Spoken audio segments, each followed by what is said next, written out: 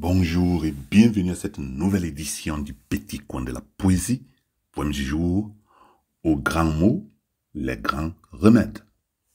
Le football camerounais a fait la fierté de l'Afrique. Ce fut à une époque l'unique vraie musique. Certains pays en savent encore quelque chose pour avoir reçu à tue-tête à chaque fois leur dose. Le Cameroun était en compétition, leur bête noire. Nul n'avait envie de se retrouver dans son couloir. Abegatiophile, Ndoubelea, Mbida Arantes, Tomankono la Reine Noire, Roger Mila, Makanaki, Omambiik, Mfede, Tato, Ndipakem. On pourrait citer une liste interminable de noms, d'acteurs doués de talent, des joueurs de renom, jouant comme Roger Mila pour l'amour de la patrie, certains allant jusqu'à y laisser au stade leur vie. Comment oublier Marc-Vivien Foué, nous penserons toujours à toi, à ta sérénité dans cette équipe des Lions rois. Grâce à ces prestations, l'Afrique tout entière en a profité. À quelques minutes des demi-finales d'une Coupe du Monde, le monde entier a arrêté son souffle d'étonnement. Ça nous a valu quelques places de plus au mondial tant convoité. Le mondial 90 est rentré dans les annales. La victoire contre l'Argentine, qui est allée en finale. Une Argentine avec son prodigieux Diego Armando Maradona, l'homme craint des équipes du monde entier.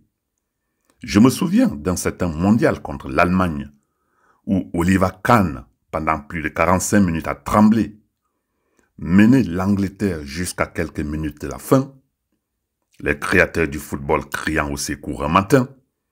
Le Cameroun au foot en Afrique était une référence. Après ces épopées qui ont fait parler de notre pays, mais depuis un moment, nous avons sombré, nous faisant éliminer par des petits pays de rien, qui, avant, lorsqu'ils jouaient contre nous, croyaient jouer leur mondial. Depuis que le foot est devenu une grosse affaire d'argent, même les non-artistes rêvent du fric mirobolant. Certains dirigeants véreux et très gourmands veulent se faire les poches mieux que les artistes même, plongeant notre football dans un malheureux dilemme. Avec les luttes d'influence, chacun veut son magot. Chacun a ses joueurs de chant, à chacun son morceau. Le talent est jeté en pâture aux hyènes. Le chaos et les coups de coude à l'ordre du jour. Les anecdotes de toutes sortes inondent notre quotidien. On s'y dirait dans un sketch de nos grands comédiens cancans. On a perdu le sens de l'intérêt commun, tous aveuglés par le magot un bon matin. Que d'histoires des primes non payées, des mallettes de primes entre Paris et New York, entre les mains pourtant de quelques génies malins qui rêvent de se faire des beaux jours au soleil. L'arrivée aux compétitions parfois retardées, comme au Japon où nous avons mal brillé, d'histoires carambolesques comme celle d'avions sans carburant, comme celle des guerres des tranchées des clans dans la tanière des lions, des clans dans la structure de la FECAFOOT.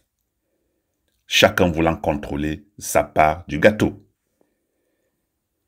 À l'époque, quand on parlait de Canon de Yaoundé ou de l'Union de Douala, on savait qu'on avait des vraies équipes avec un championnat vivant et intéressant. Où est passé l'intérêt général de notre nation, d'un foot jadis source de notre fierté au monde? Outil non abouti, recommande la sagesse antique. Notre foot doit se défaire des chaînes, nées des querelles publiques. Notre foot doit renaître enfin de ses cendres pour retrouver son rayonnement d'antan. Nous avons maintenant des stades, des magnifiques joyaux. Ils ne serviront à rien dans un grand chaos.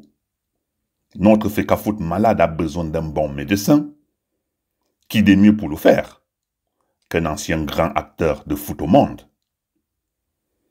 Eto'o est jeune, Eto'o est talentueux, Eto'o est connu. Eto'o peut sortir la FECAFOOT de l'ombre. Laissons de côté nos petits égos et redonnons à notre foot ce qu'il mérite, loin des démons d'un passé sombre, le Cameroun doit redevenir une grande nation de foot. Qui ne rêve pas d'un Cameroun qui gagne et nous fait vibrer, comme ce fut le cas à une certaine belle époque.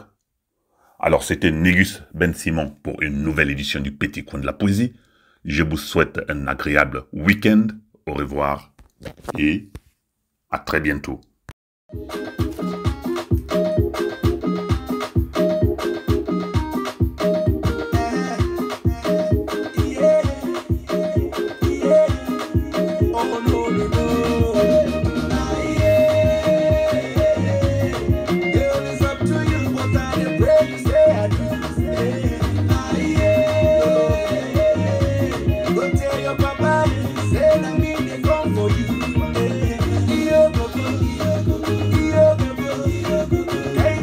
Bishop,